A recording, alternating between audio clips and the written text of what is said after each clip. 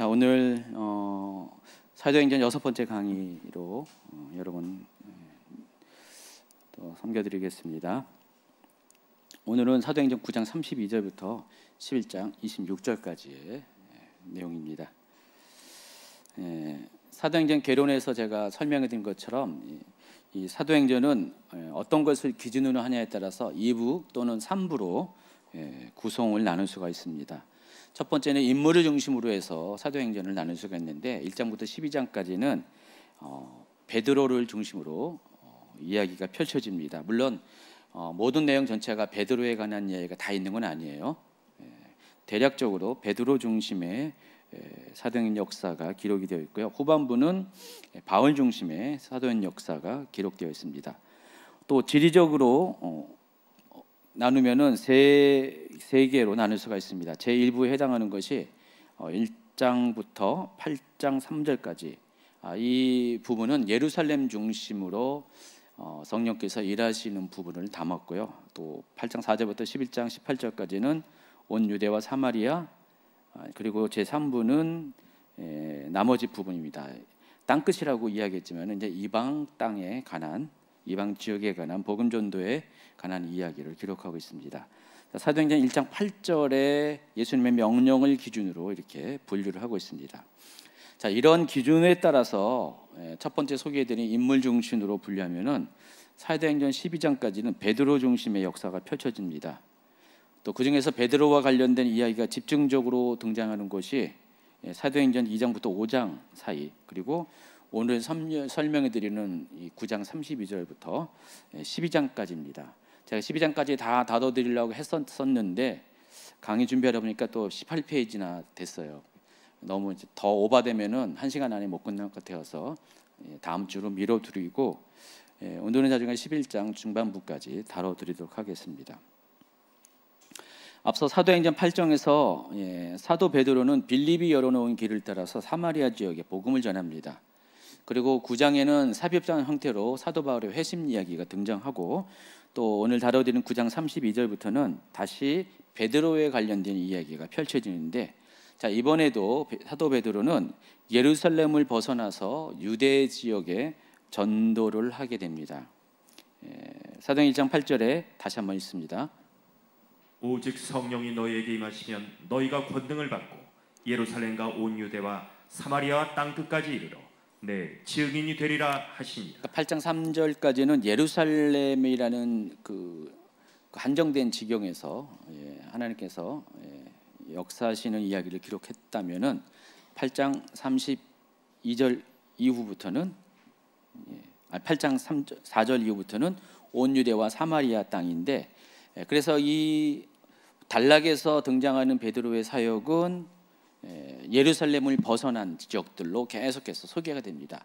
그래서 앞에 그 사마리아 전도에 관한 이야기가 기록이 되어 있고, 이제 오늘 9장 32절부터는 또 다른 지역인 샤론 지역의 복음 전도 활동이 소개되고 있습니다. 자, 샤론 지역에서 일어난 이제 복음 전도 활동이 이제 계속해서 11장까지 이어지는데, 여러분 샤론이라는 단어는 많이 들어봤죠? 샤론이라는 단어 많이 들어봤죠? 근데 듣기는 많이 들었는데 뭔 단어인지 잘 모르시죠? 샤론이라는 것은 히브리어로 평야라는 뜻입니다. 평야지대, 평야지대를 샤론이라고 부르는데, 넓은 의미로서는 사론 평야지대를 의미하고요, 좁은 의미로서는 샤론이라는 도시 자체를 의미하기도 합니다. 여러분 이 샤론 평야가 어디에 있는지 5번 슬라이드를 보여주시기 바랍니다. 이스라엘은요, 종으로 따진다면은 크게 이제 4개의 지역으로 구분할 수가 있죠. 맨 왼쪽에 지중해 지역에 그 해안 지대가 있습니다. 해안 지대인데 여기는 다 평야 지대입니다. 그리고 족장의 일로 알려져 있는 저 북쪽에서부터 세겜, 실로, 또 베델, 그리고 예루살렘, 헤브론 이렇게 쭉 내려가는 요 뼈대, 중앙 뼈대와 같은 지역을 중앙 산지지대라고 부릅니다. 그리고 또 이제 유다 광야 동편에 요단 계곡에 그 요단강을 따라서 갈릴리 호수 또 사해까지 이르는 요 지역을 요단 계곡지대라고 부르고요. 그리고 또 중간에 평야지대와 중앙 산악지대 중간에 거기서는 나와 있는지 모르겠는데 그 6번 PPT를 보여주세요. 6번 PPT 보면은 쉐펠라라고 나오죠. 블레셋 평야와 유다 산지 중간에 쉐펠라라고 나오죠. 여기 쉐펠라라는 뜻이 구릉이라는 뜻이에요. 그래서 약 400에서 500m 고도의 그런 구릉지대가 있습니다. 요 쉐펠라 지역 가면은요, 한국 그 기후랑 굉장히 비슷해요. 모습이 꼭 한국에 온 느낌이 들 정도로 숲과 나무가 있고 토양도 그렇습니다. 이 지역에 물이 많아요. 왜냐면은 그 중앙 산악지대에서 가령 예루살렘 이런 데가 700m가 높은 고지인데 여기서 지중해에서 비구름이 일어나 가지고 이쪽으로 동진하다가 비를 뿌리잖아요. 우리나라도 서해안에서 비구름이 오잖아요. 대부분 그렇죠? 비구름이 오다가 그 대관령 뭐 한계령 그 태백산맥의 높은 산지에 비구름이 딱 걸쳐버리잖아요.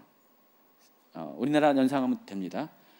그래서 저 동쪽 지역에는 페넨상에 의해서 비가 잘 안 나와요. 해안지대는 비가 잘 내리지 않는데 여기도 마찬가지예요. 중앙 산지 지역에 비가 딱 와가지고 거기서 비가 다 내려버려가지고요. 그 바로 동쪽 예루살렘에서 유다 광야로 가면은요, 바로 광야가 나와요. 비가 안 내리기 때문에 1년에 한 번 올까 말까 하는 그 정도. 그래서 비가 없기 때문에 바로 그냥 한 도시인데도 한쪽은 정상적인 기후가 한쪽에서는 아예 광야가 형성되는 아주 그런 독특한 지대입니다. 그래서 이 중앙산악지대 비가 다 쏟아지면요, 이 비가 땅 속으로 스며들어 가지고 어딘가 흘러갈 거 아니에요. 어디로 흘러가냐면은 세펠라 지역으로 흘러갑니다. 그 세펠라 지역에는요, 물이 많아요. 샘이 많습니다. 자, 이와 같은 그리고 이제 뭐 옆에 요단강 건너편에 동부 고원지대가 있습니다. 보통 1000m 가까운 고원이 쫙 펼쳐지죠. 그 중에 하나가 북쪽에 이스라엘에 속한 골란고원이 있죠. 그래서 이런 식으로 종으로 이제 이스라엘 지형은 종으로 이렇게 구분을 하고요. 맨 밑에 남부 지역에 네게브 사막이 있습니다. 자, 이런 이스라엘 지형을 전제로 해서 왼쪽에 있는 해안 평야지대는 두 개의 평야가 있습니다. 맨 밑에 블레셋 평야가 있고, 여러분 잘 알고 있는 그 블레셋 땅, 실은 블레셋이 가장 좋은 땅을 차지했어요. 팔레스틴 지역에서 블레셋 평야지대가 있고요. 그 위쪽으로 샤론 평야가 있습니다. 오늘 이제 다뤄드리는 요 지역입니다.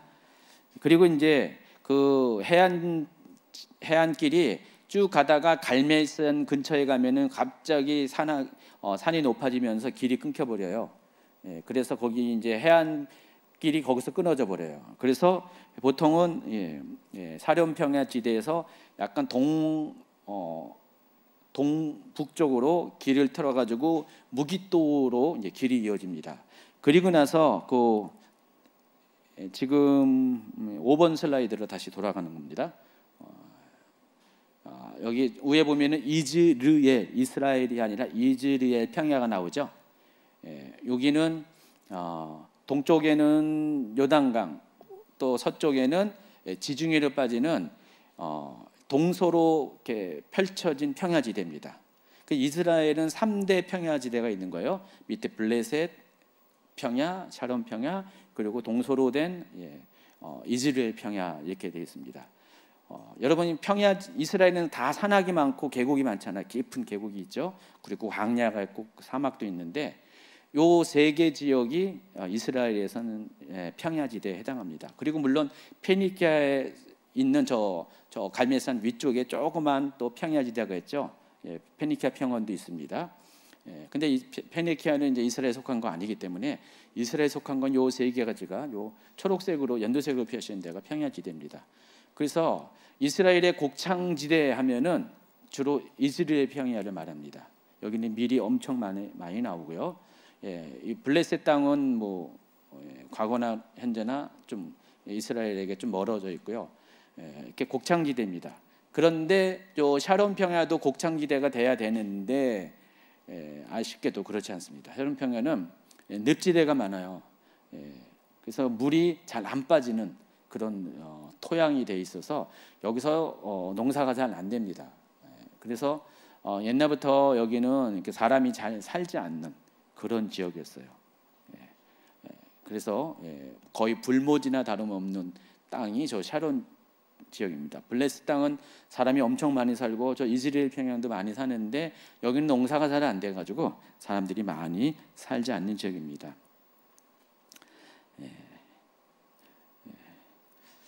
그런데 그런 그곳에 헤롯 대왕이 시대에 와서 헤롯 대왕이 여러분 알다시피 유명한 건축왕이잖아요. 뭐 헤롯 성전도 짓고요, 뭐 헤로디엄도 짓고 또 이 샤론 평야에 있는 가이사라는 곳에 원래는 여기가 사람이 살지 않던 곳인데 완전히 불모지 땅을 요즘식으로 하면은 신도시를 건설합니다. 그게 가이사라입니다.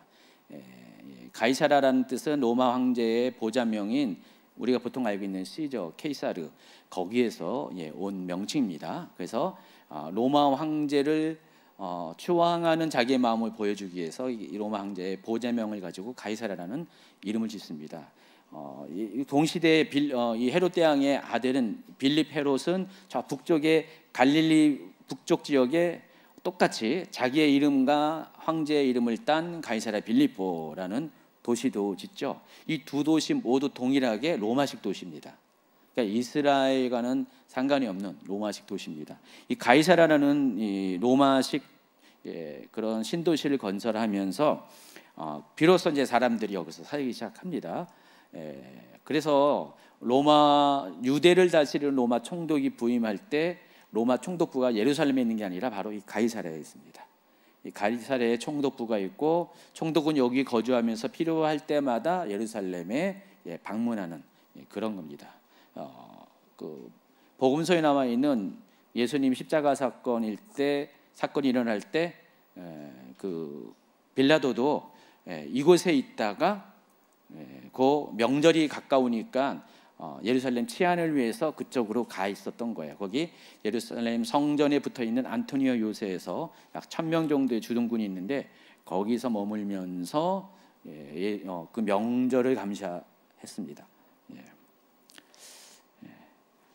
그래서 이 가이사라는 원래는 이제 불모의 땅이었지만은 헤롯이 이곳에 도시를 건설하고 로마 총독부가 설치되면서 사도행전 당시로서는 가장 오래된 항구인 요퍼보다 더 활성화되는 항구로 발전합니다.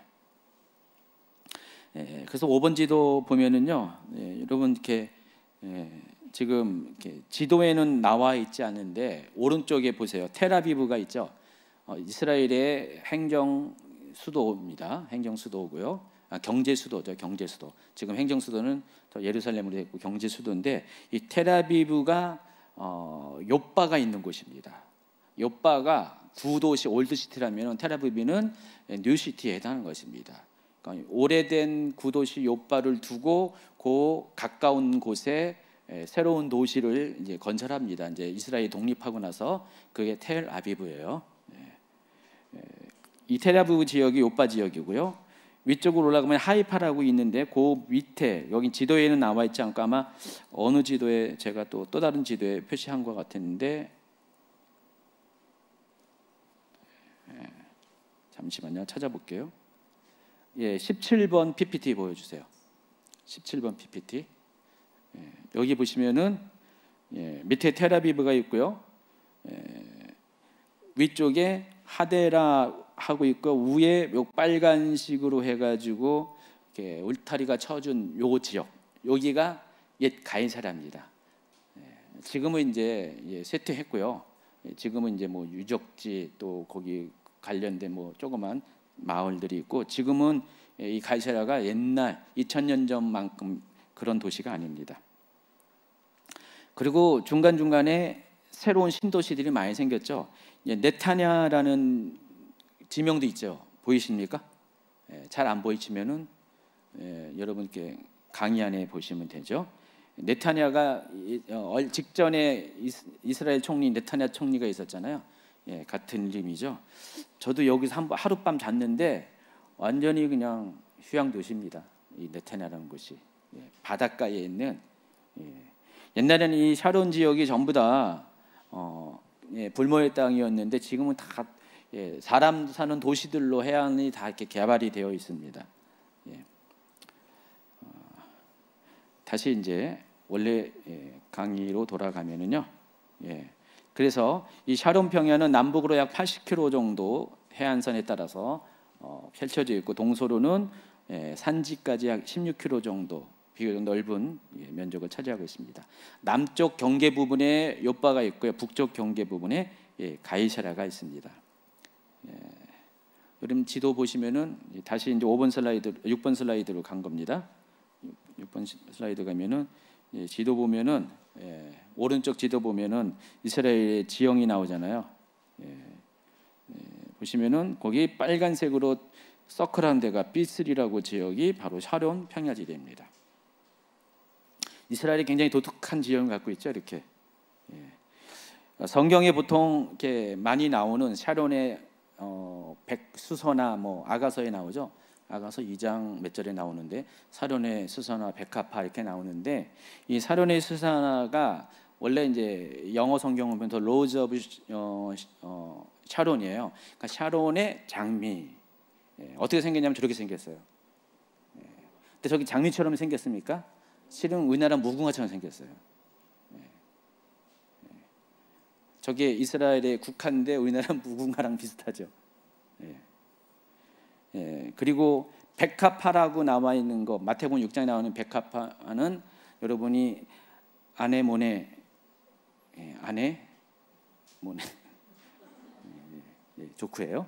아네모네라는 그 양귀비과에 속한 빨간색 요즘은 이제 다른 색깔도 많이 나오는데 그 꽃이에요. 그래서 그것도 비슷하게 생겼어요. 그러니까 우리나라 무궁화랑 엄청 비슷하게 생겼습니다. 그래서 우리나라와 이스라엘 유사점 중에 하나가 또 이것도 많이 이야기하는 분들이 많이 있습니다. 자, 이제 66페이지로 갑니다. 사마리아의 전도 사건을 계기로 이제 예루살렘의 사도들, 특히 베드로는요, 더 이상 이제 예루살렘에 머무르지 않고요, 이제 정말 예수님 말씀대로 온 유대와 사마리아 지역으로 이제 지경을 넓혀 나갑니다. 그래서 사도행전 9장 32절에는 샤론 지역에 속한 루다와 요빠에서 일어난 치유와 기적의 이야기가 소개됩니다. 32절입니다. 그때 베드로가 사방으로 두루 다니다가 루다에 사는 성도들에게도 내려갔더니 앞서 사마리아의 경우처럼 이 지역도 먼저 빌립이 지나간 지역입니다. 그러니까 빌립은 집사이지만은 초기 전도를 잘 합니다. 개척자입니다. 그래서 사마리아에서도 복음을 전한 다음에 예루살렘에서 가자로 내려가는 그 길로 성령의 인도함을 따라서 쭉 오다 거기서 에디오피아 네시를 만났죠. 그리고 나서 이제 네시랑 헤어져 가지고 아소도 지역에 갔다가 그 해안선을 따라서 이렇게 쭉 올라가가지고 가이사랴까지 복음을 전합니다. 그래서 요 지역은 이 샤론 지역은 앞서 빌립이 먼저 복음을 전한 지역입니다. 빌립이 먼저 복음을 전한 다음에 8장에서도 그렇고 이 베드로가 다시 이 지역을 2차로 와서 빌립이 전한 그 복음을 더 굳건히 하고 더 확장시키는 역할을 합니다. 9장에서도 그와 같은 동일한 상황이 펼쳐집니다.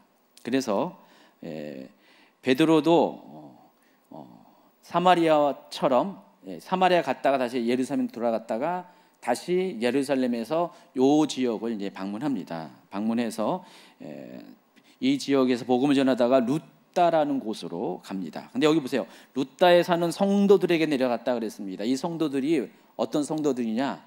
좀 전에 설명했던 빌립에 의해서 복음을 들어서 예수 믿는 사람이 된 바로 그 사람들이에요. 그래서 베드로는 그들을 기반으로 그 지역에 2차적인 복음 전도 활동을 하게 됩니다. 자, 루다는 어디에 있냐? 루다에 있어요. 8번 슬라이드 보여주세요. 루다는 여긴 텔아비브에 되어 있지만은 요빠에서 18km 정도밖에 떨어지지 않은 도시입니다.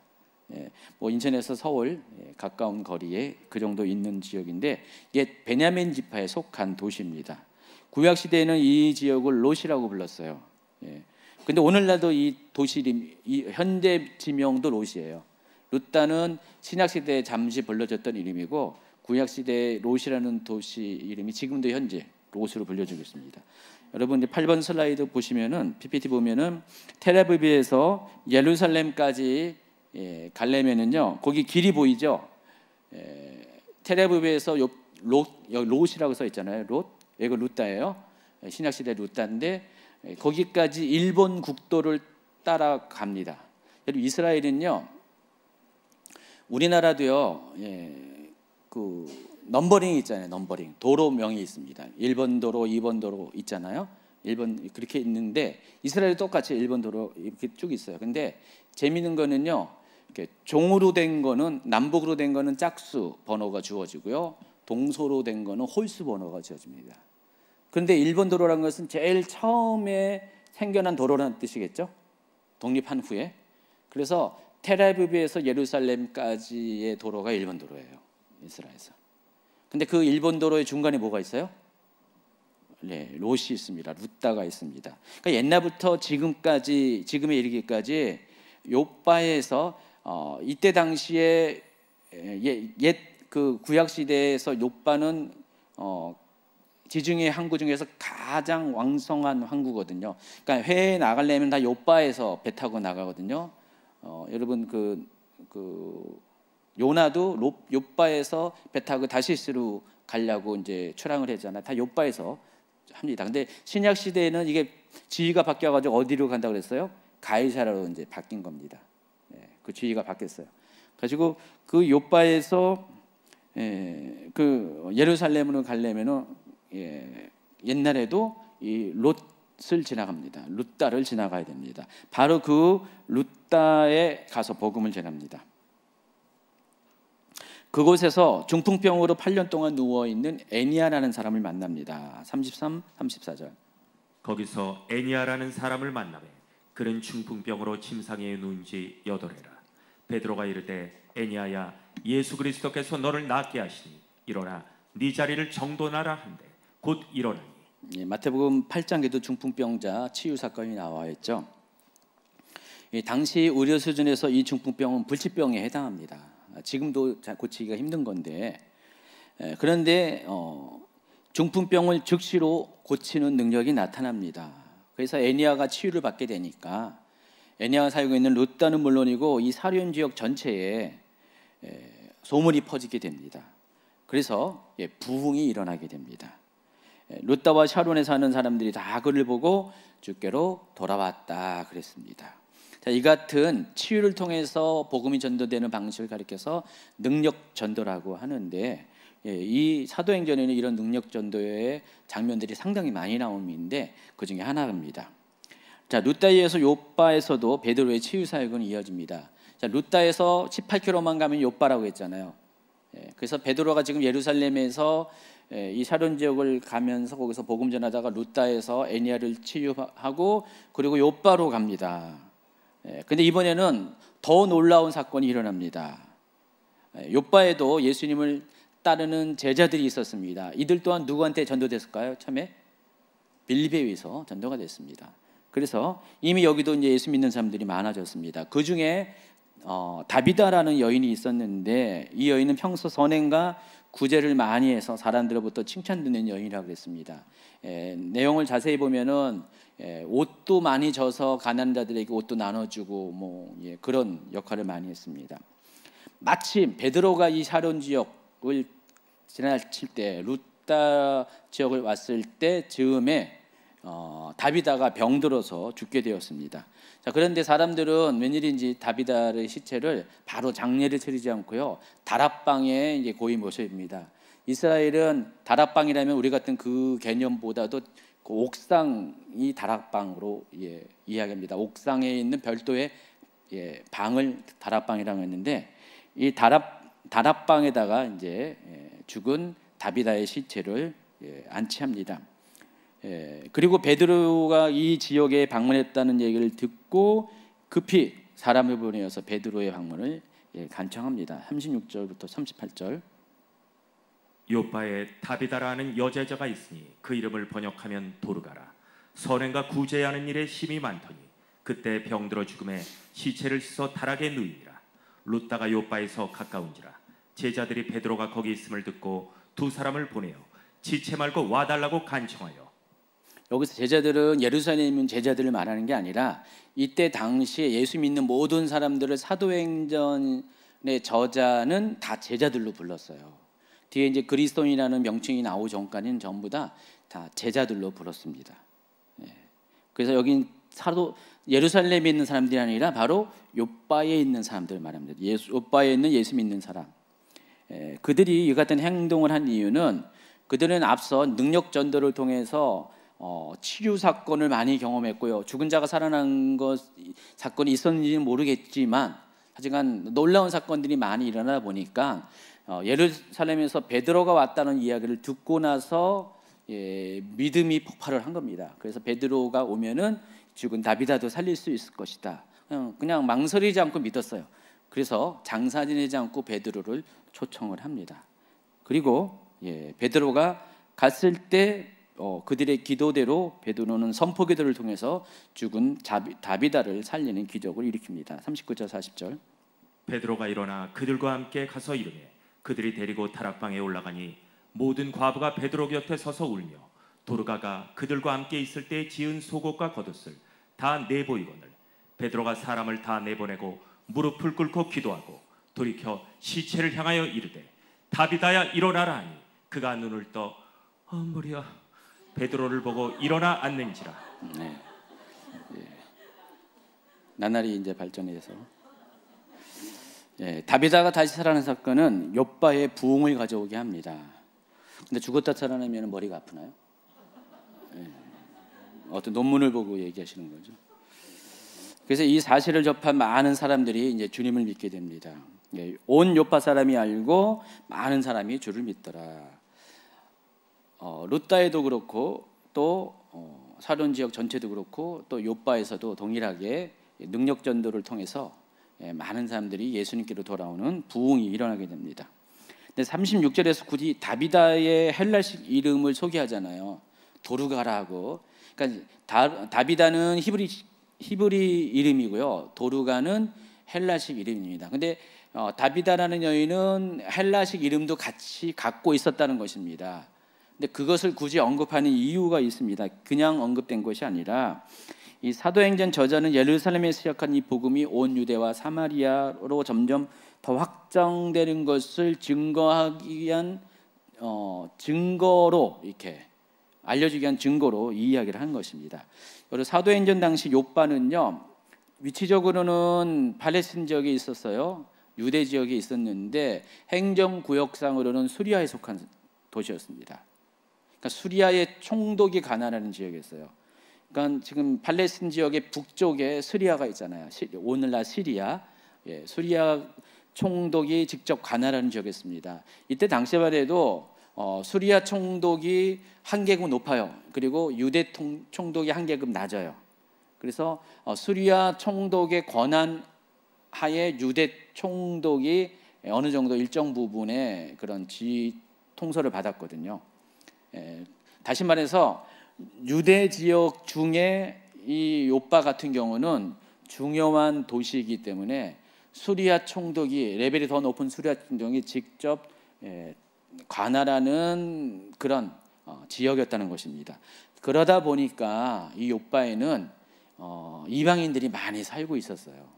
유대인도 살고 있었지만은 이방인들이 많이 살고 있었습니다. 오늘날 시기면은 송도 국제도시, 청라 국제도시. 그렇다고 해서 보니까 외국인들 그렇게 많이 살지 않더라고요. 청라는 거의 구경 못했고 송도 가더라도 외국인 몇 명 눈에 띄는데 국제도시에 줄할 만큼 많지는 않았던 것 같아요. 아마 요빠도 그러지 않았을까라는 생각이 듭니다. 요빠도 유대인들이 살지만은 또 여기가 수리아 총독의 관할하에 있는 도시이기 때문에 외국인이 많이 살았습니다. 헬라에서 온 사람들이 많이 살았기 때문에 이 지역에 살고 있는 다비다는 뭘 한지 모르지만은 옷과 관련된 일을 한 건지 뭔지 모르지만은 헬라식 이름을 가지고 사회 활동을 한 거예요. 그게 도르가예요. 그만큼 이 지역이 지금 욥바라는 지역이 헬라인이 많이 살고 있는 지역이다라는 것을 지금 사도행전 저자는 여러분이 눈치채지 못하게 지금 알려주고 있고요. 저는 눈치를 채서 여러분에게 말씀을 드리는 것입니다. 아까 복음 전도가 사도행전 1장 8절의 방식에 의하면은 동질 문화권에서 유사 문화권, 유사 문화권에서 타 문화권으로 그런 식으로 복음 전도가 점점 확장된다 그랬죠. 자, 아까 사마리아도 어떻게 해요? 반은 히브리 핏줄이 있고 반은 또 이방인 핏줄이 있는 그 사마리아 지역은 어떻게 보면은 유사 문화권에 속한 지역이라고 했죠. 이 욥바도 마찬가지라는 것을 아시기 바랍니다. 자, 그러면 지금 2단계의 복음 전도가 이 지역에서 일어나고 있다는 사실입니다. 동질 문화권에서 유사 문화권으로 복음이 전파되는 지금 과정을 겪고 있다는 것입니다. 자, 이제 다비다를 살린 사건이 일어난 후 베드로는요, 본래는 어떤 지역에 복음 전하면 바로바로 떠나고 바쁘니까 딴 지역 가서 또 복음 전하고 그러는데 웬일인지 베드로는 이곳을 떠나지 않고 욥바를 떠나지 않고 계속해서 그곳에 머뭅니다. 무두장이 이렇게 가죽을 이렇게 가공하는 걸 무두장이라고 하는데 그 직업을 가지고 있는 자기와 똑같은 이름, 마찬가지 그때 시몬이라는 이름은요 아주 흔한 이름이었어요. 사마리아에서도 마술사 이름도 시몬이었고요. 여기도 시몬, 베드로의 이름도 시몬. 시몬이 어떤 뜻인지 아시죠? 시몬이에요. 시몬의 헬라식 발음이 시몬입니다. 시몬이 야곱의 몇째 아들이죠? 셋째 아들인가? 하나님께서 내 소리를 들으셨다 해가지고 거기서 나온 거죠. 그래서 이 시몬이 시몬의 집에 머문 거예요. 그래서 거기서 머물고 있었는데 그 이유가 하나님께서 이 집에 머물면서 시몬을 통해서 뭔가를 하실 일이 남아있기 때문에 그렇습니다. 그 내용이 10장에 이어지게 됩니다.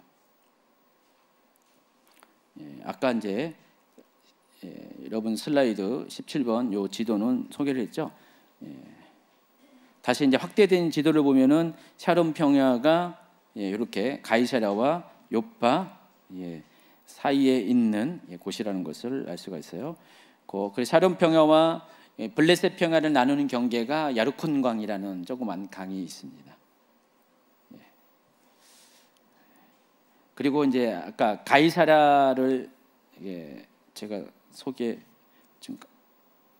아까 조금 했는데 강의 안에 쭉 나와 있어요. 여러분 강의 한 70페이지 보면은 가이사랴는 헤롯에 의해서 철저하게 도시 계획 가운데 건설된 신도시라고 했습니다. 저 보시면은 가이사랴 지금 현재 위성 지도를 보세요. 여기 한번 가 보시면은요, 가이사랴가 과거에는 얼만큼 아주 이렇게 번성한 도시라는 것을 바로 알 수가 있습니다. 위성 지도에 다 유적이에요. 지금 오른쪽에 보면은 그림에 보면은 19번 슬라이드 보시면은 원형 경기장, 로마 시대의 원형 경기장이 있고요. 건축물들이 쭉 많이 있고요. 그 21번 보세요. 21번은 가이사랴 성곽 앞에 있는 수로인데 이건 뭐냐면은 적들이 공격할 때 이 성에 들어오지 못하도록 앞에다가 물길을 만들었어요. 지금은 물이 없는데 과거에는 여기 물이 있어가지고요.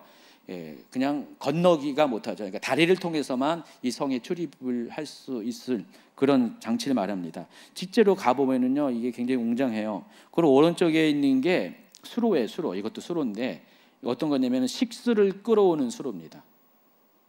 높이가 거의 5m 정도 되는 것 같아요. 저 위쪽에 보면은 이게 그 위로 물이 흐르는 겁니다. 수 킬로를 여기가 이제 말씀드렸잖아요. 물이 이렇게 좀 이렇게 없는 곳이기도 해요. 뭐 저쪽에는 습지도 있지만은 그래서 헤롯이 수로를 만들어 가지고 물을 끌어올려서 여기 이 도시에 공급했던 그 흔적이 남아 있습니다. 우리가 그때 여기 갔을 때 여기서 있으면서 뭐 이렇게 미국에서 온 유대인 청년들도 만나서 대화도 하고 막 그랬는데 왜 가이사라입니다. 한번 여러분 이스라엘 지금 모집 중이잖아요. 저기 나중에 유레오사 선교사님한테 여기도 한번 가시라고 이렇게 꼭 이렇게 얘기하고요. 그래서 지금 이제 신청하라고 이제 그 얘기하는 겁니다. 이런 그러니까 전도하다가 이제 도시 이제 가니까요. 여기 꼭 가라고 꼭 전달해 주세요. 알았죠? 예. 여기서 전도하라고요. 가이사라 가가지고요. 미리 가이스라 해가지고 전달해 시간입니다. 예. 근데 이 가이사라도요. 위치적으로는 유대 땅에 있었지만은 여기도 거의 타 문화권에 속한 도시예요. 왜냐하면 여기 로마 총독부가 있고 로마 사람들이 다 여기서 몰려 살았어요. 그러니까 로마 군인들이 올 때 때로는 가족들 같이 오는 사람들이 있을 거 아니에요. 그럼 여기서 살고요. 하지만 여기가 이스라엘에서 로마 사람들이 모여 사는 그런 도시였습니다. 옛날에 우리나라 보면은 이렇게 조선 시대 때 조선 사람하고 저 일본 사람들하고 이렇게 무역할 때 부산에 보면은 일본 사람들이 몰려 사는 그런 마을이 있죠. 지금도 있잖아요. 지금도 우리나라 어느 특정 국가 사람들이 몰려 사는 그런 데. 여기 가이사랴가 바로 로마 사람들이 여기 많이 몰려 사는 곳이었습니다. 아까 헬라 사람들이 많이 사는 곳이 요빠라고 하면은 그래서 지금 이 가이사랴는요. 아까 요빠가 유사 문화권에 속했다면은 이 가이사랴는요 거의 타문화권에 속한 그런 지역에 해당합니다. 유대인도 살았지만은 완전히 로마 사람들이 많이 살고 있는 바로 그곳에 로마 군대에 백부장으로 복무하고 있던 이방인 고넬료 하는 사람이 가족들과 함께 그곳에 살고 있었는데 이 사람이 어떤 사람이냐? 로마 백부장이면서도 경건한 유대교에 속한 입교한 사람입니다. 자, 10장 2절에는 1절과 2절에는 이 고넬료를 이렇게 소개를 합니다. 가이사라에 고넬료라는 사람이 있으니 이달리아 부대라는 군대의 백부장이라. 그가 경건하여 온 지방과 더불어 하나님을 경외하며 백성을 많이 구제하고 하나님께 항상 기도하더니. 이 고넬료가 어떤 사람이냐면은 사도행전 13장 43절에 보면은 회당의 모임이 끝난 후에 유대인과 유대교에 입교한 경건한 사람들이 많이 바울과 바나바를 따르니 그랬어요. 또 17장 4절에도 그 중에 어떤 사람 곧 경건한 헬라인의 큰 무리와 또 17절에도 회당에서는 유대인과 경건한 사람들과 또 장터에서는 날마다 만나는 사람들과 변론하니. 여기 보면 경건한 사람들, 경건한 헬라인, 유대에 입교한 경건한 사람들 다 같은 사람들입니다. 같은 이야기를 하는 건데 여러분 이때 당시에는요 유대교에 속한 오리지널 유대인 혈통을 가진 사람들도 있었는데 유대인 혈통을 갖지 않은 사람들 중에서도 유대교에 입교한 이방인들이 다수 있었습니다. 여러 지역에 있었어요. 왜 이런 일이 일어났냐? 저는 BC 3세기경에 알렉산드리아에서 그 70인역이라고 하는 구약 성경, 히브리 구약 성경이 헬라어로 번역되는 놀라운 일이 있습니다. 그래서 프톨레미 2세에 의해서 이 헬라어 성경이 구약 성경이 이제 번역이 되죠. 그때부터 그 유대인들만 알고 있는 성경이 헬라 세계 쪽에 퍼져나가기 시작합니다. 근데 헬라 사람들이 유대인 이 타나크를 읽다 보니까 뭔 마음이 드냐면은 자기들이 알고 있는 자기들의 문화권에 섬기는 신들과 유대인이 섬기는 신은 너무 근본적으로 다른 거예요. 자기들이 알고 있는 신들은 자기 문화권의 신들은요 아주 난폭하고 괴팍하고 음란하고 그런 신들인데 이 유대인들이 믿고 있는 여호와 하나님은요 굉장히 윤리적이고 경건한 신이에요. 그래서 그 중에 일부 사람들이 이 구약 성경을 읽으면서 그 헬라어로 된 70인역을 읽으면서 그 유대교에 대해 관심을 많이 갖게 됩니다. 그래서 그들 중에 소수라도 그들이 이제 결정을 하고 유대교에 정식으로 입교해서 이방인이지만은 유대인과 같은 삶을 살기 시작합니다. 그런 일들이 많이 있었어요 그때. 그래서 사도 바울이 이제 헬라 세계에 복음을 전하러 갈 때 어떤 방식으로 복음을 전하냐? 무조건 헬라인을 만나는 게 아니에요. 여러분 사도 바울도 헬라어를 잘한다 할지라도 사도 바울이 뭐 헬라인들과 문화적으로 이렇게 소통이 잘 돼가지고 뭐 그런 건 아니에요. 사도 바울은 이렇게 그 티네이저 시절에는요 아예 예루살렘에 와서 가마리엘 문화에서 율법을 공부했던 사람입니다. 출신은 길리기아성 터키 지역이 지금 터키 길리기아성 다소 출신이지만은 그러니까 다시 말해서 미국에서 이제 태어난 거예요. 그렇지만은 중요한 나이대에 한국으로 들어와서 여기 한국식 교육을 받은 거예요. 그래서 다시 이쪽으로 유학 갔다가 다시 이제 미국으로 간 겁니다. 그런 사람이에요. 아시겠지만은 거기 있어도 유대인은 유대인이잖아요. 그러니까 이방인하고 섞이는 것도 아니에요. 뭐 그런 어떤 개인적인 배경을 갖고 있어요. 그럼 사도 바울이 복음을 전한다고 해서 이방인의 사도가 된 데에서 곧바로 헬라인에게 복음을 마음껏 전할 수 있는 건 아니거든요. 그래서 사도 바울의 그 전도 방식에 의하면은 이렇게 헬라 지역에 있는 각 도시를 방문하면 어김없이 뭐가 있냐? 회당이 있습니다. 유대인은 다 퍼져 살았기 때문에 오늘날 우리 한국 사람처럼 여기저기 퍼져 살았어요. 그래서 어딜 가든지 유대인이 있어요. 그리고 유대인이 있는 곳은 회당이 있거든요. 15명의 남자만 모이면 회당을 짓는 법이 있습니다. 그래서 회당들이 있었어요. 그럼 회당에서 모여가지고 그들이 이제 예배를 드리잖아요. 그때 유대인들만 거기에 회당에 오는 게 아니라 그 지역에 사는 헬라인 중에서 유대교에 입교한 사람들, 아까 그 사람이 경건한 헬라인, 경건한 사람들입니다. 이들도 회당 예배에 참석합니다. 바로 그것을 타겟으로 해서 사도 바울은 회당에서 먼저는 유대인들에게 복음을 전하고 같이 있는 경건한 헬라인에게, 유대교에 입교한 경건한 헬라인에게도 복음을 전하고, 근데 유대인들은 일부 복음을 받을 수 있지만은 거의 대다수는 복음을 거부합니다. 그런데 이 경건한 헬라인들은 그렇지 않습니다. 복음에 대해서 거의 100% 가까이 수용을 합니다. 왜냐하면 이들에는 율법적인 거부감도 없었고요. 뭐 유대 문화와 관련된 그런 반발심도 없기 때문에 사도 바울의 전한 것들을 충분히 받아들일 수 있는 준비가 된 사람들이에요. 사도 바울은 이들을 먼저 이렇게 전도해서 그리스도인이 되게 한 다음에 그들을 다리 삼아 가지고 그 다음 단계로 직접적으로 헬라 세계에 들어가서 복음을 전하는 그런 방식으로 복음을 전합니다. 그런 의미에서 이 유대교에 입교한 경건한 사람들이 여기도 있었어요. 가이사라에도요.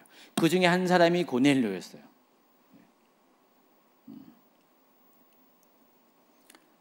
어디까지 했죠? 거기까지 했네요. 그래서 이 고넬료가 어느 날 자기도 이제 유대교에 입교했기 때문에 유대인의 기도법에 따라서 유대인은 하루에 3번 기도를 드립니다. 그 이스라엘식으로 제3시 오전 9시에 현대식으로 또 6시, 12시, 9시, 3시, 오후 3시 하루에 9시, 12시, 3시에 3번의 기도를 드리죠. 이 기도 중에서 마지막 기도 시간인 오후 3시 제9시 기도 시간에 기도를 하는 중에 특별한 환상을 체험하게 됩니다. 환상 중에 하나님의 사자가 고넬료에게 욥바에 있는 베드로를 집에 자기 집에 청할 것을 명령을 합니다. 그 이야기가 10장 3절부터 6절까지 나와 있습니다.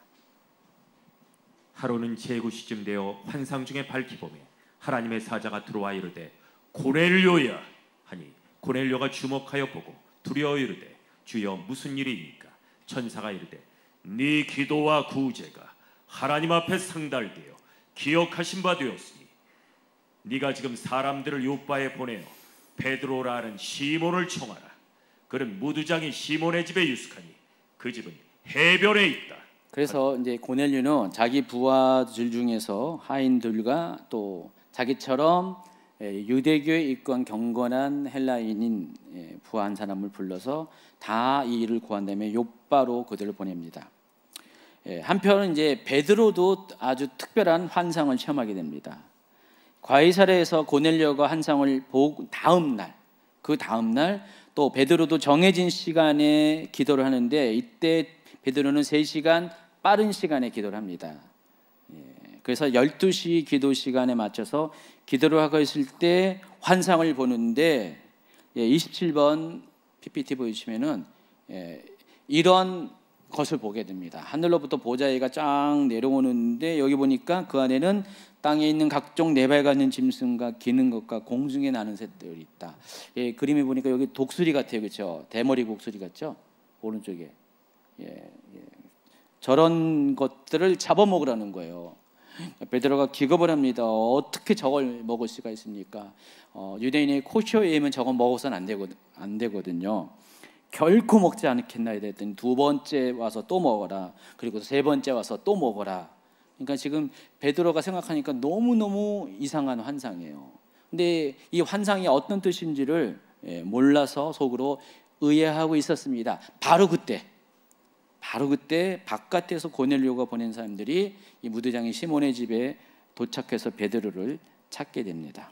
17, 18절이고요. 읽지 마시고요. 그와 동시에 성령께서 고넬료가 보낸 사람이 베드로를 찾아온 사실을 베드로에게 알려줍니다. 그리고 그들을 맞이할 것을 명령합니다. 19절부터 22절.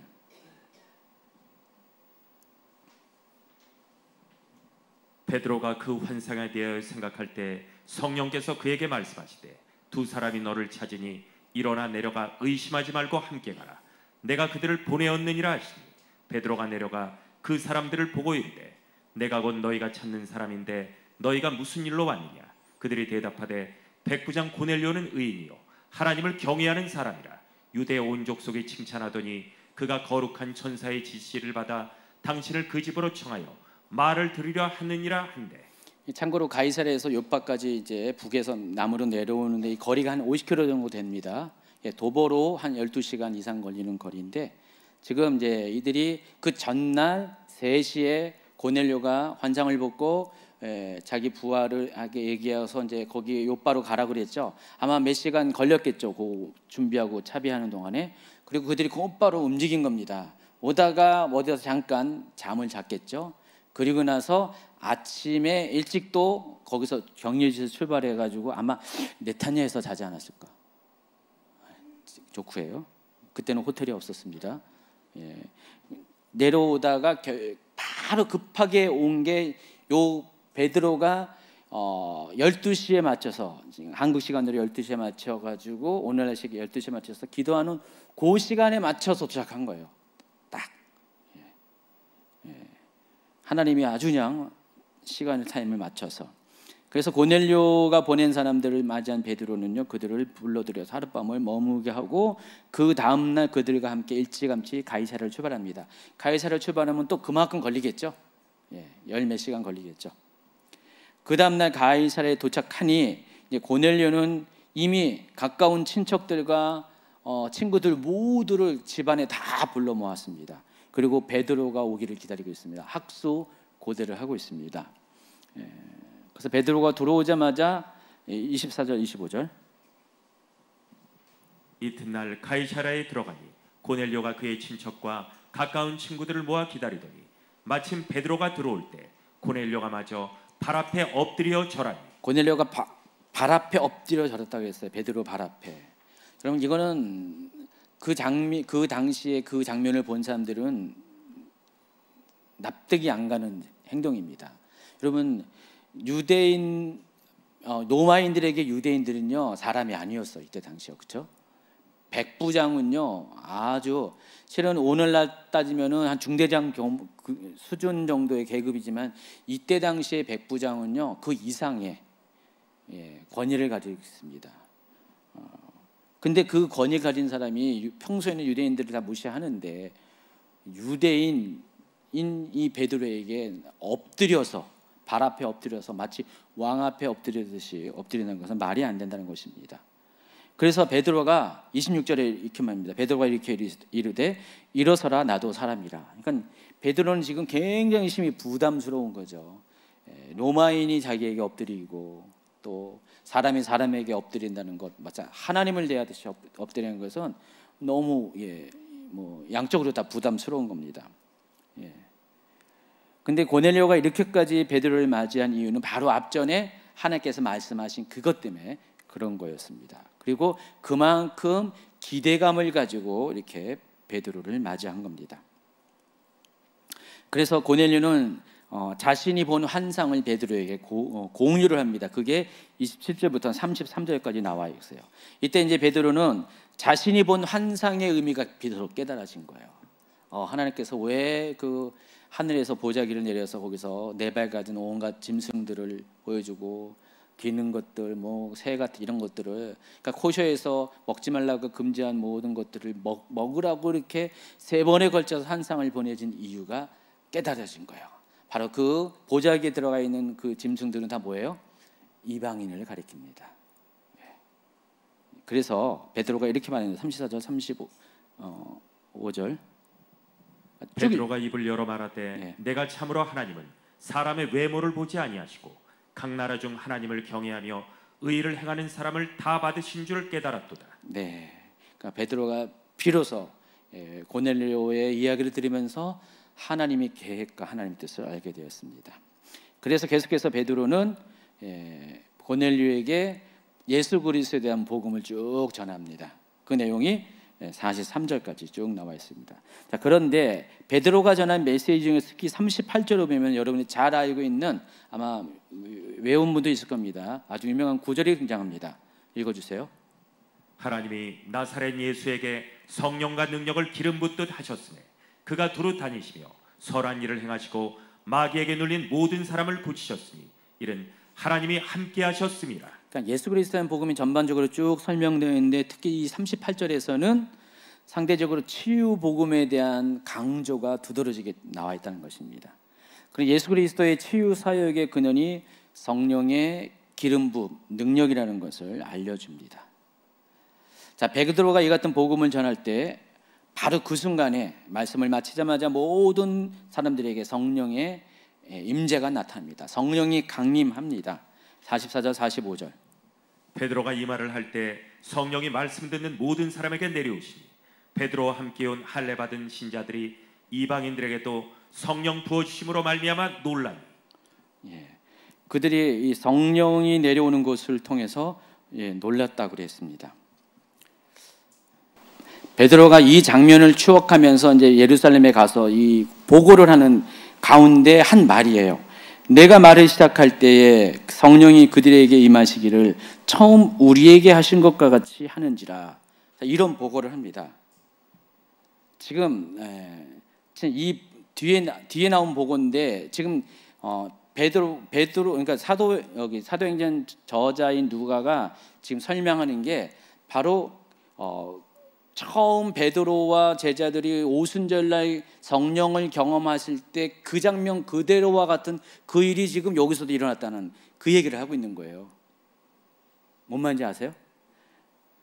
그래서 성령이 말씀 듣는 모든 사람에게 내려왔고 이것을 사람들이 보았고 성령이 강림했다는 것을 알았는데 어떻게 알았냐?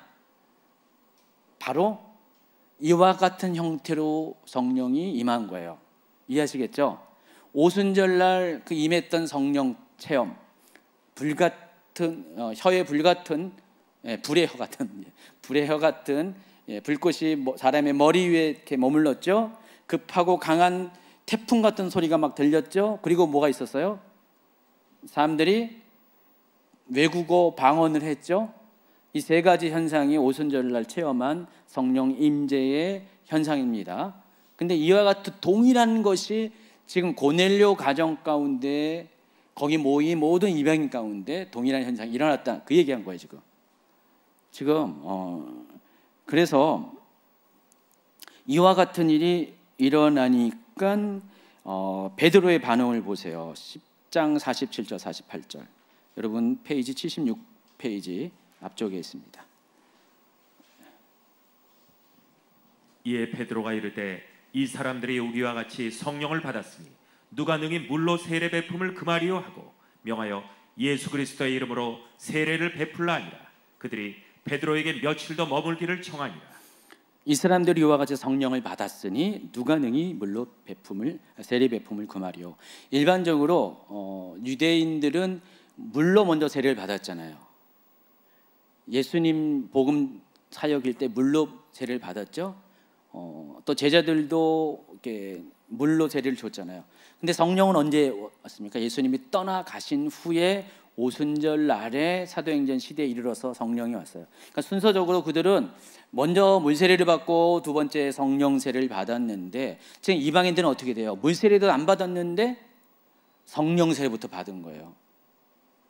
그러니까 물세례라는 의미는 당신은 우리와 같은 그리스도인이라는 것을 확인하는 의식이에요. 종교적인 의식이었는데, 이것도 치르지 않은 사람이 그러니까 원래 유대인들에게 유대인을 확인하는 게 뭐입니까? 유대교에 있던 사람들에게는 할례했냐 안 했냐 그거죠. 근데 믿는 자들에게, 믿는 크리스찬들에게 크리스찬인 것을 확인하는 의식은, 통과 의식은 물 세례를 받는 거예요.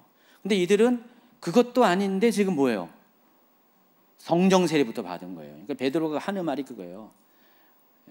이미 성령 세례까지 받았는데 물 세례를 받지 말라는 법이 어디 있냐 해서 곧바로 순서가 바뀌었지만은 물 세례를 주어서 그들도 역시 그리스도인 형제라는 것을 확인하는 의식을 치른 거예요. 지금 이해하시겠죠? 예. 자, 사론 지역에서의 사역을 마친 베드로는 예루살렘으로 돌아가서 예루살렘 교회에 그 땅에서 있었던 일을 보고합니다. 근데 이미 베드로가 돌아오기 전에 이미 소문이 쫙 퍼졌어요. 고넬료 가정에서 있었던 일이 쫙 퍼졌습니다. 그 전에 루다에서 있었던 일, 욥바에 있었던 일이 정말 즉각적으로 막 보고가 됐습니다. 다 알고 있었습니다. 근데 믿는 자들 중에 어떤 이들이 베드로가 이방인들과 함께 식사 자리에 합석한 것에 대해서 비난을 합니다. 11장 1, 2, 3절.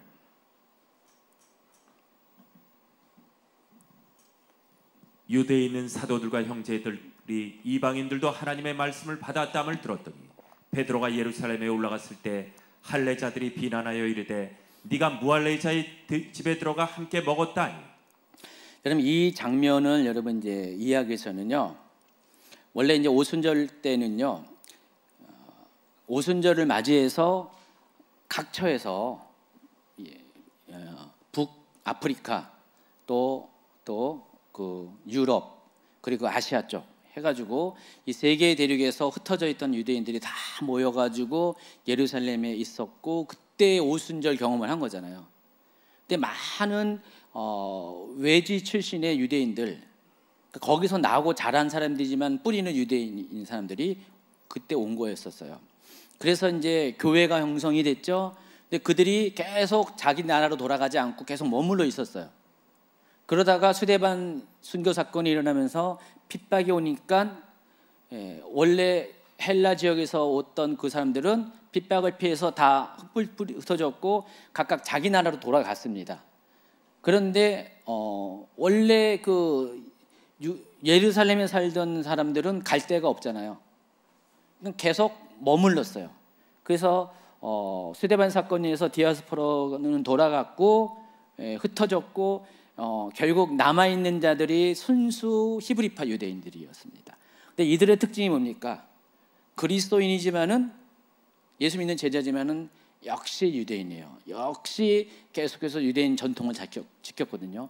이때 당시 예루살렘 교회는요, 토요일 날은 유대인식으로 안식일을 샤밧을 지켰고, 또 주의 날인 안식일 다음 날 주일 날은 예수님을 기념하면서 하나님께 또 다른 기독교식 예배를 드렸어요. 두 가지를 다 하고 있었습니다. 자, 이 흐름이 예루살렘이 멸망하기 때까지 계속 이어지고 있었습니다. 지금 아직 예루살렘 성이 멸망하기 전이잖아요. 두 가지를 다 지켜서 양쪽에 다 속해 있었어요. 그래서 이들은 자기들은 정체성을 그냥 유대교에 속한 사람이라고 생각했고, 나름대로 분파를 이야기하면 나사렛파, 유대교에 속한 나사렛파라고 이렇게 자기 정체성을 갖고 있었어요. 근데 그들의 입장에서 베드로가 이방인들과 같이 식사를 했다, 그것은 비난의 대상이 된 거예요. 율법적인 흠이 됐다는 것입니다. 그래서 그 부분에 대해서 막 맹히 비난을 하는 것입니다. 그러니까 순수 히브리파 유대인 중에서 굉장히 다분히 율법적인 사람들, 나중에 사도행전 15장에 보면 이것이 문제가 딱 또 다시 한번 공식 회의에 걸쳐서 예루살렘 공회에서 해결이 되지만은 이미 요 단계에서도 이런 일이 생겼다는 것입니다. 그래서 베드로는 그 일을 해명하기 위해서 가이사랴에 있었던 일들을 보고하는데 그게 11장 4절부터 16절까지 쭉 나와 있어요. 그 와중에 아까 15절에 읽어드린 것처럼 성령께서 임했는데 처음 우리가 오순절 체험한 것처럼 똑같은 방식으로 그들에게도 성령이 임했다. 그런데 더 이상 뭔 말을 하냐. 사도행전 1장 5절에 보면 예수님이 승천하기 전에 이런 말씀하셨거든요. 요한은 물로 세례를 베푸었으나 너희는 면ner이 못되어 성령으로 세례를 받으리라 하셨느니라. 그게 오순절날 성취됐죠. 근데 그 너희 중에 유대인들만 있는 줄 알았더니 알고 봤더니 이방인도 똑같은 성령 체험을 하니까 그들 또한 뭐예요? 분리될 수 있는 사람들이 아니라는 것을 지금 베드로가 지금 항변을 하고 있는 것입니다. 이해하시겠어요? 이 보고를 들은 히브리파 유대인은 더 이상 베드로를 비난하지 못하고 이것같이 행하신 하나님께 영광을 드립니다. 그리고 하나님께서 이방인들에게도 복음의 길을 열어주심을 인정하게 됩니다. 11장 18절 읽어주세요.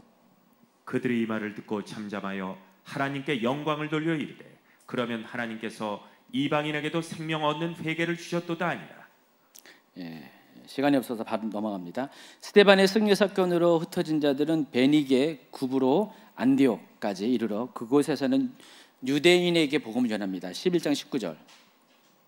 그때 스데반의 일로 일어난 환난으로 말미암아 흩어진 자들이 베니게와 구브로와 안디옥까지 이르러 유대인에게만 말씀을 전하니. 지도가 좀 이렇게 흐릿한데 이런 식으로 구브로가 키프로스를 말합니다. 그리고 베니게는 페니키아, 지금 레바논 지역을 말하고요. 안디옥은 안디옥 권사님 어디에 있어요? 거기 계십니다. 저희가 안디옥입니다. 요 지역에 흩어진 사람들이 복음을 전하는데 참 재밌는 거는 뭐라고 했어요? 유대인에게만 말씀을 전했어요.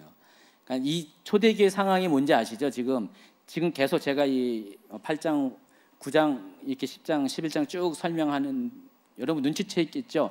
이때까지만 해도 예루살렘 교회에서는 이방인에게 복음 전하는 것에 대해서 생각을 안 하고 있었어요. 자기들끼리의 리그만 즐기고 있었는데, 그래서 흩어진 사람들도 유대인에게만 복음을 전하는 그런 상황이었다는 것입니다. 그러던 중에 이제 베드로의 사건이 일어난 거예요. 그 전에 빌립에 의해서 사마리아와 또 이 해안 지대의 유사 문화권을 가진 자들에게 복음 전했고, 그 뒤를 따라서 빌립이 열어놓은 길을 따라서 베드로가 복음을 전했고, 베드로는 마침내 가이사랴에서 손수 이방인인 고넬료에게 복음을 전한 거거든요. 이게 완전히 센세이션을 일으키고 이것 때문에 베드로가 공격을 당하고 막 아주 파란이 일어나는 그런 사건이 좀 전에 있었던 거예요. 이런 분위기 속에서 흩어진 자들이, 물론 베드로와 별도의 이야기가 지금 진행됩니다. 흩어진 자들이 안디옥까지 갔는데 거기서 복음을 전하는데 이방인에게 복음을 안 하고 전하지 않고 그곳에 사는 유대인에게만 복음을 전했다는 것입니다. 바로 그런 상황입니다. 그러던 중에서 몇 사람이 구브로와 구레네 출신, 구브로나가 키프로스라고 그랬죠. 바나바가 이제 쿠프로스 출신입니다. 그리고 구레네는 아프리카 현재의 그 리비아 수도 트리플리를 옛날에는 구레나라고 불렀습니다. 굉장히 떨어진 지역이죠. 물론 같은 지중해 안에 있지만은 이 출신의 몇 사람이 안디옥에 이르러서 그곳에 있는 헬라인에게도 처음으로 복음을 전합니다. 앞서간 사람들은 유대인에게만 복음을 전했다가 이 두 곳의 출신의 디아스포라가 그곳 사는 헬라인에게도 예수 그리스도 복음을 전합니다. 그 결과 수많은 헬라인들이 예수를 믿고 영접합니다. 11장 21절. 주의 손이 그들과 함께 하심에 수많은 사람들이 믿고 주께로 돌아오더라. 또 이 소식이 또 예루살렘에 보고가 됩니다. 사마리아에 복음이 전했다는 것을 예루살렘이 듣고 베드로와 요한을 파송했죠. 또 이쪽에 지중해 쪽에 샤론 지역에 복음이 전파되면서 또 베드로 나갔고요. 이번에도 또 예루살렘에서 이 소식을 들은 다음에 이번에 누구를 파송하냐? 누구를 파송할 것 같아요? 베드로를 파송 못해요. 베드로는 헬라어도 못해. 누굴 파송하겠어요? 역시 구브로 출신의 히브리서 출신의 바나바라는 아주 신실한 일꾼이 있었거든요. 이 바나바를 안디옥에 파송을 합니다. 자, 바나바에 대해서 11장 22절부터 24절까지 이렇게 설명합니다. 예루살렘 교회가 이 사람들의 소문을 듣고 바나바를 안디옥까지 보내니 그가 이르러 하나님의 은혜를 보고 기뻐하여 모든 사람에게 굳건한 마음으로 주와 함께 머물러 있으라 권하니 바나바는 착한 사람이요 성령과 믿음이 충만한 사람이라. 이에 큰 무리가 주께 더하여지더라. 안디옥에는 유대인도 있었지만 주 구성원은 헬라인이었습니다. 그런데 그들에게는 히브리 사람과 달리 종교적인 간섭과 전통이 없었고 사람들로 하여금 공동체로 끌어들이는 유인력이 참 약했습니다. 유대인들은 한번 믿기 시작하면은 결속력이 있었는데 이 헬라인은 그게 없었잖아요. 근데 그럼에도 불구하고 안디옥 교회가 부흥하게 된 이유는 바로 바나바 때문에 그래요. 바나바가 어떤 사람이라고요? 착한 사람, 또 성령과 믿음이 충만한 사람. 바나바에 대해서 두 가지로 평가하잖아요. 네, 착한다는 게 과연 뭘까요? 그냥 마음이 착하다 그 뜻만 있나요? 이 착한 사람이라는 이 묘사에는요 바나바의 성품과 인격이 그렇다는 겁니다. 그리고 그것을 끝나는 게 아니라 바나바는 성령과 믿음이 충만한 사람이었어요. 요즘식으로 말하면은 인성과 영성을 갖춘 사역자. 그 바나바가 목회를 하니까 안디옥 교회가 막 부흥을 하는 거예요. 여러분 세상 사람들은요 이방인들은 두 가지를 다 봐요. 두 가지 다 봐기 때문에 오늘날도 만약에 누군가에게 이방인에게 복음을 전한다, 두 가지를 다 갖춰야 돼요. 영성만 있으면 안 돼요. 인성도 있어야 돼요. 근데 바나바가 이제 이렇게 복음을 전해서 이제 거기 또 이렇게 교회가 이렇게 모이기 시작하는데 문제가 하나 생깁니다. 바나바에게는 한 가지 부족한 게 있었나 봐요. 그래서 그것을 채우기 위해서 10년 전에 자기가 예루살렘 교회 사도들에게 소개했던 사울, 바울을, 다소에 있는 바울을, 아마 바나바가 안 불렀으면 사울은 계속해서 다소곳이 거기에 있었을 텐데 10년 만에 불렀습니다. 근데 사울을 부른 이유가 뭔지 아십니까? 그에게 부족한 지성을 채우기 위해서 불렀습니다. 그래서 영성과 지성과 인성이 합쳐지니까 안디옥 교회가 아주 폭발적으로 이 두 사람의 그 팀워크에 의해서 폭발적으로 부흥을 하게 됩니다. 1년 만에 정말 수천 명 이상의 거대 공동체로 부흥하게 됩니다.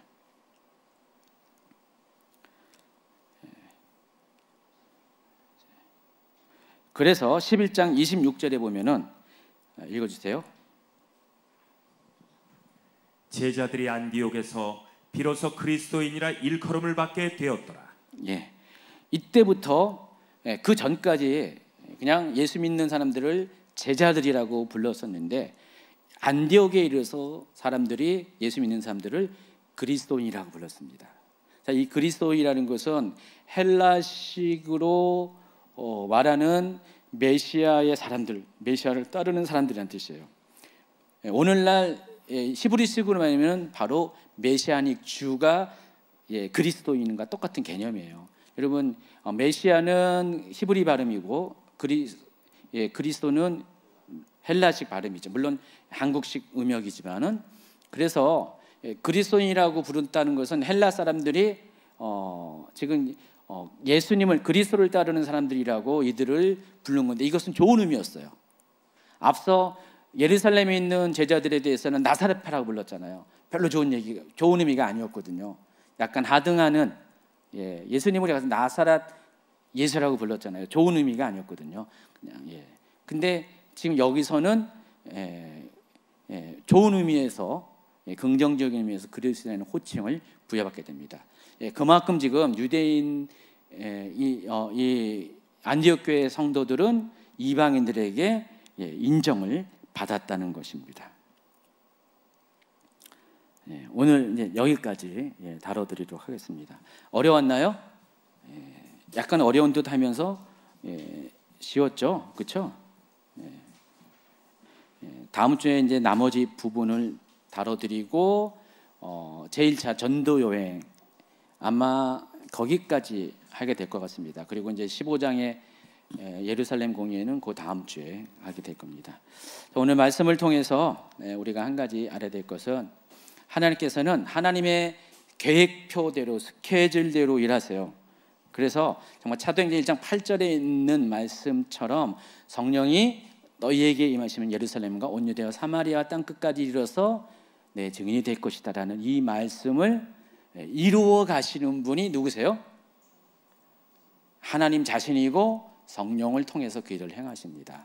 그래서 그 일대로 하나님은 동질문화권에서 예루살렘 동질문화권에서 유사문화권 온 유대와 사마리아 그리고 또 타문화권 땅 끝까지 이르러서 계속해서 사람들을 택하시고 보내시고 성령의 인도하심을 따라서 복음을 전해서 오는 날까지 이르게 됐습니다. 자, 우리가 이 방식 그대로 오늘 우리도 마찬가지로 그와 같은 방식으로 복음을 전하는 삶을 살아야 됩니다. 우리 진제교회가 복음 전하는 일에 최선을 다하고 있지만 앞으로 더욱더 최선을 다하기 바라고요.